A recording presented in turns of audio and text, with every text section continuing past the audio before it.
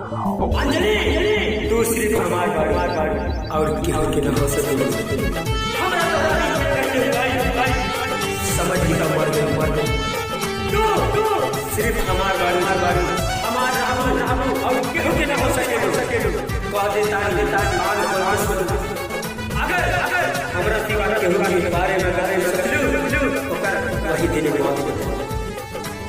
अंजलि तू सिर्फ हमार और केहू के गुलर के फूलवा ईद के चढ़वा, गुलर के फूलवा ईद के चढ़वा, गोरिया तू सपनवा हो गइलू हो, गोरिया तू सपनवा हो गइलू। गुलर के फूलवा ईद के चढ़वा, गुलर के फूलवा ईद के चढ़वा, गोरिया तू सपनवा हो गइलू हो, गोरिया तू सपनवा हो गइलू।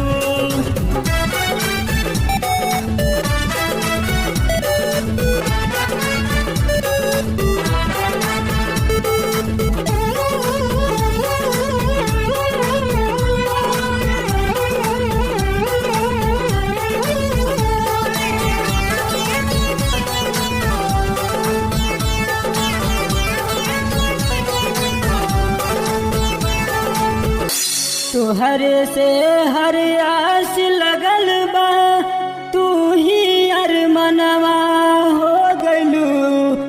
तोहरे से हर आस लगल बा, तू ही अरमनवा हो गइलू।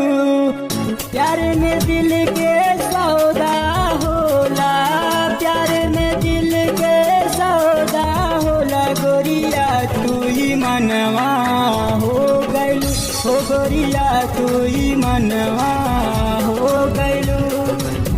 गुलर के फूलवा ईद के चढ़वा, गुलर के फूलवा ईद के चढ़वा, गोरिया तू सपनवा हो गइलू हो, गोरिया तू सपनवा हो गइलू।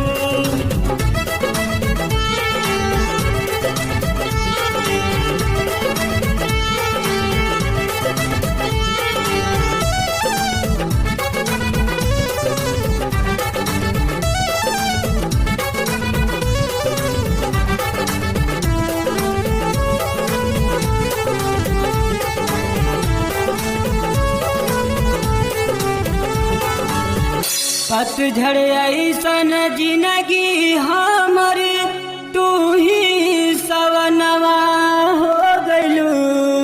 पतझड़ ऐसन जिंदगी हमर, तू ही सवनवा हो गइलू।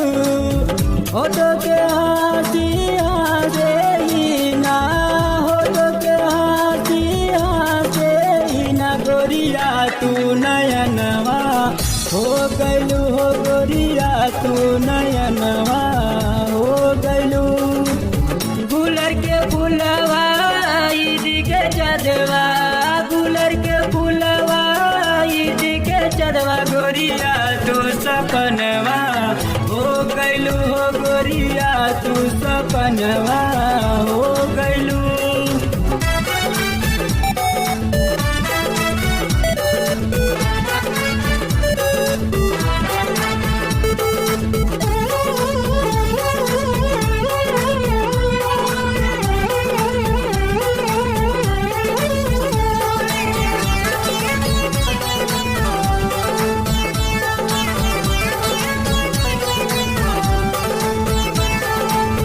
तोहरे रूप में ईश्वर दिखेला, तू ही जहनवा हो गइलू।